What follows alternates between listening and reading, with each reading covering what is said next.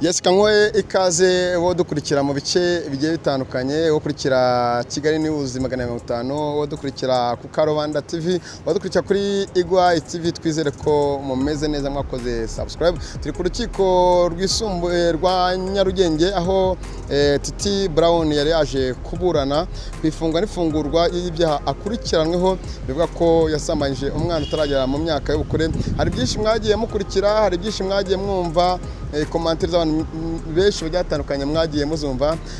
Urubanza rurasubitswe rukazasomwa ku itariki 10 z'ukwezi kwa 11, ariko agati imbere mu rukiko nuko hagiye hagaragaramo byinshi byatandukanye. Abenshi basanga kuri babonana indishyi y'akababaro mu gihe Titi Brown azaba yasomewe. Ikindi cyaje kigaruka, hamaze iminota byera nko muri 30 hariho mu mpande zombi abo bushinjacyaha cyangwa n'uburanira Titi Brown Tseri avuga ku kibazo cya video yafashwe, ari video ikomeje kuruka imbere y'urukiko, bavuga ko video byinshi yari kumwe n'umukobwa ariho ushinzwe avuga ati iriya foto ariye, ariko Titi Brown akavuga yuko we iriya foto atayizi ndetse atari nawe. Yewe haje no kumvikana ikintu kimwe kigira guti ati iriya telefone yafotoye cyangwa yafashe ama video Titi Brown n'umukobwa ati ntago ayizi. Ubushinjacyaha bukavuga yuko iriya foto cyangwa iriya video yafashwe ari umuntu utazi, ko ari umusitari. Ahantu hose umusitari agiye agenda afatwa amashusho cyangwa n'amavideo, ko Titi Brown ari umuntu wari icyamamare wari uzwi. Twaganiriye n'umwavoka we umuburanira, yavuze byinshi bigiye bitandukanye. Kurikira gahunda zose ko zagenze, wumve ku ruhande rw'umwavoka we ibyo avuga, abyakira ate, ategereje iki. Yaganira itangazamakuru atuganirije byinshi. Nitwa Ishyaka Murage ukina n'abana ukina n'abanyina, impamvu ngo nakina n'abana nakina n'abanyina ni nk'ibi byose mwabugomoza kumva. Yasamagije umwana, yafunzwe imyaka 25, yabaye umwere, yarabeshewe. Nibyo ngibyo twaganiragaho. Kurikira Kigali News 150, ukore subscribe, buri kimwe cyose kijye kigenda neza cyane, kandi twizere ko mumeze neza aho muri hose. Nitwigera tunanirwa kereka iyo twigirishije. Nari kumwe na giteye pashitsi bisambure byanze mabere kasongoyeho. Metre uribwira abadukurikiye mu bice bigiye bitandukanye, uri metre ubanira Ishimwe Titi ku itariki 10 z'ukwa 11 nibwo isomo ry'urubanza. Isomo ry'urubanza ryasomwe hafi isaha n'iminota 30. Ari byinshi mwagiye mwerekana ku mbogamizi zigiye zitandukanye. Aka kanya urabwira icyo abadukurikiye mu bice bigiye bitandukanye ko abyakira ibyo mwagiye mwerekana ku mbogamizi, ndetse n'amafaranga wenda miliyoni zigera muri 3 ndakeka umajije gufata ko uri umwavoka Titi. Ubyakira ute ibyavuzwe hagati y'ubushinjacyaha nawe urimo kumuburanira ku mpande zigiye zitandukanye? Tubwire. Murakoze. Nitwa Maître Mbonyimpaye Elias, ninjye wunganira Ishimwe Thierry uzwi ku izina rya Titi Brown. Ngira ngo nkuko mwabibonye mu iburanisha ubwo twatangiraga, habitse nyine inzitizi yuko urubanza rwaburanishwa mu ruhame, urukiko rufataho icyemezo ku rubanza rwatangiye mbere ruburanishwa, rwagomba kuburanishwa mu muhezo, ariko urukiko rwemeza ko ruburanishwa mu ruhame kubera ko rwatangiye n'ubundi mbere ruburanishwa mu ruhame, hanyuma rurapfundikirwa ruza gupfundurwa, uregera indishyi aziregeramo nyuma. Ngira ngo rero ni urubanza rwaranzwe n'ibintu bigera kuri 3. Hari ibimenyetso 2 ubushinjacyaha bwazanye nyuma y'ipfundikirwa ry'urubanza, ariko icy'ingenzi cyari kirimo ni video. Ngira ngo nayo twanashyizeho, twanamazeho umwanya munini tuburanaho, na raporo ya muganga wapimye umwana akavuga ko ngo afite ikibazo cy'uburwayi cyo kuba afite ihungabana, ariko ibyo nyine twabivuzeho. Iyo video nayo dufite uburyo twayiburanyeho, twagaragaje yuko uburyo yafashwe mu buryo budakurikije amategeko, n'uwayifashe ntitumuzi, tugaragaza n'ingingo z'amategeko dushingiraho. Ibindi byari ku bijyanye n'ikirego cy'indishyi ngira ngo twagisobanuye kuko twakireguyeho. Ikirego cy'indishyi cyatanzwe n'uregera indishyi, kandi twakireguyeho mu buryo mu magambo makeya. Mwakomoje ndetse natwe dufite indishyi twasabye mu rubanza, kuko nk'abarezwe ikirego cy'indishyi dufite amategeko natwe aduha uburenganzira bwo kuregera, gutanga ikirego kigamije kwiregura. namwe mweretswe video, ni video igaragara gute kugira ngo umuntu udukurikiranye atabonye iyo video abashe kumenya ngo ese video yaje kwiyongeramo ni video imeze gute, harimo ibiki? Bavuze ko harimo ifoto, ese iyo foto imeze gute, ni ya Titi, ni y'umukobwa? ngira ngo ni ifoto itanagaragara ko ntago igaragara ntiyamenya ngo ninde, ariko video harimo abantu babyina, ubwo nuvuga ngo amashusho asa, ngira ngo wenda byunumvikana icyo kintu nakigarutseho, ajya gusa n'umukiriya wanjye, ariko nuvuga ngo twavuze yuko umuntu ashobora kugira Photoshop cyangwa Video Shop akaba yakora editing, akaba yakwambara mask ngira ngo y'undi muntu kandi akaza akabyina cyangwa agakora ibindi bikorwa.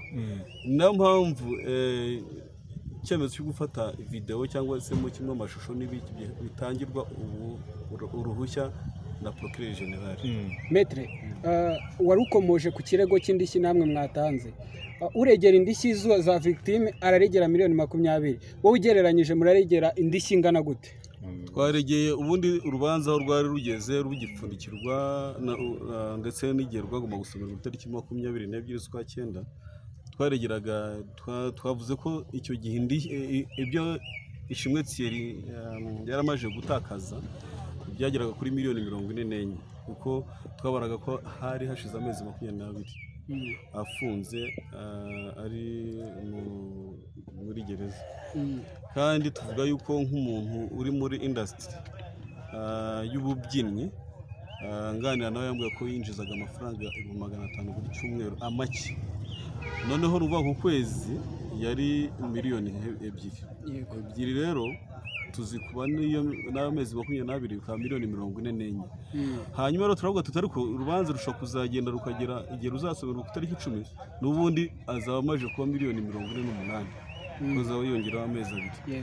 Dusaba amafaranga y'ikurikirana rubanza n'igihembo cyavuka, amafaranga y'ikurikirana rubanza ni miliyoni 3, igihembo cyavuka ni miliyoni 5, byose ni miliyoni 8 ziyongera kuri ya mbiza miliyoni 44, ariko zishobora kuba miliyoni 48. Iyo bibazo usanga ari hagati ya miliyoni 52 na miliyoni 56. Hari benshi bakomeza gukora komanteri, niki cyishe inyuma buri munsi isubikwa, namwe mukabigarukaho komanteri kuri ibyo ngibyo n'abadukurikiranye ngo bamenye neza iryo subikwa rya buri munsi. Ariko ryatangiye impamvu, kandi ngira ngo impamvu zagiye zumvikana ni impamvu zishingiye ku mategeko. Ngira ngo twagiye tubisobanura n'ubushake bukabisobanura. Icyo twe twishimira nuko kugeza amagingo y'ingaya urubanza twizera ko rupfundikiwe bwa nyuma nkuko umucamanza bivuze. Uvugamo amafaranga ya miliyoni 3 ugomba kuzishyurwa, ese ibyo ngibyo biregerwa mu ndishyi cyangwa n'amafaranga waruvukanye n'umukiriya ukorera? Ayo ni amafaranga tuba twaruvukanye n'umukiriya mburanira, kubera ko igiciro cyacu gera ku 500 kugeza kuri miliyoni 15. Bivuga rero yuko ntabwo tuba twatandukiriye iyo turi hagati muri iyo range. Ni nasaza mu ndishyi cyangwa n'undi barumvikanye n'umukiriya wari ugomba kuzakwishyura? Ayo ngayo n'umukiriya ugomba kuyishyura, ariko ni ukuvuga ngo twebwe, ariko iyo wagushoye mu manza nawe yirengera ibyo wagize washoyemo. Uvuze yuko kuba barasobanuye impamvu zisubikwa inshuro nyinshi bya ruriya rubanza, ibisobanuro byatanzwe, ariko namwe muri mu rukiko mwaje kuvuga yuko ibimenyetso bishya biri kugenda bizanwa ari uburyo bwo kugerageza gutinza uru rubanza. No munsi kwa rukubura cyangwa se kwiregura ku bimenyetso bishyashya byazanwe n'ubushinjacyaha, hahise hazamwo n'icyo uri kunganira victime ku bijyanye no kwegera indishyi. Muri kubona yuko hatazaza indi ngingo nshyashya se wenda ishobora kuzakomeza gutuma urubanza rwatinda, namwe ko mwabikomejeho muvuga yuko n'ubundi bari kuzana ibintu byo gukomeza gutinza urubanza. Iyo ngingo murabibona gute? Turizera yuko nta bindi bimenyetso bizaza nyuma y'ipfundikirwa ry'uru rubanza, kandi ngira ngo mbivuze mu itangazamakuru, byatunezeza cyane ko twe nk'uko twabivuze twanabishimangiye. Iryo jambo narisubiyemo kenshi mu iburanisha ryacu, nta kimenyetso n'iki muri boîte yacu ku ruhande rwacu nk'uregwa umukiriya wanjye yigeze ashyira muri systeme na kimwe kuva iburanisha ryatangira. Ibimenyetso biri muri systeme ni iby'ubushinjacyaha buzana biri muri systeme. Ubwo rero ukuvuga ngo rero icyo dutegereje nuko tubona ubutabera bw'umukiriya wawe. Umusicologue ugaragara yemeza ihungabana ry'uyu mukobwa, ese ubundi ihungabana ripimwa rite bwana? ntabwo ngiye nabyize kuko ni ukuvuga ngo icyo twe tureba raporo ikigaragara nuko hejuru itangira ivuga ko umwana nta kibazo afite cya conscience cyuko nta kibazo kindi afite, ibibazo by'imitekerereze byose nta kibazo, ariko hasi urumva rero yuko aho niho twavuze ko harimo kwivuguruza umuntu wakoze iriya raporo. Ikibazo gifite hari ubushobozi bw'urukiko, dusigarane icyizere kubera ko niwe wakurikiranye iby'urukiko, hanyuma twebwe nk'abanyamategeko icyizere twe dufite n'icyifuzo cyacu ko twe turasaba, ntabwo twe dufata ibyemezo bifatwa n'urukiko. Icyizere twe dufite n'icyifuzo twe twifuza hejuru y'imiburanire yacu twagiye tugira, nuko twifuza ko umukiriya wanjye yagirwa umwere. Benshi bakomeje bavuga ati hari ikibyihishe inyuma, hari ibifi binini, hari ibigufiya, hari impamvu runaka. Icyo tuvuga ku materi cya kabiri, utubwire byavuze ko umukobwa inda ye yavuyemo. Ese iyi nda kuba yaravuyemo hari icyagaragara ko Titi Brown yamuteye inda? Ibyo ariko twabigarutse nuza muri speech zacu zishize. Icyo nari kuvuga ni ku bijyanye n'imiburanire yacu uyu munsi, ngira ngo ibindi izindi comments ngira ngo ntabwo twe tureba ibijyanye n'amategeko n'ibimenyetso. Reka tugushimire Alabane nawe ku itariki 10 z'ukwa 11 igisubizo cyaba yego. Murakoze. Okay.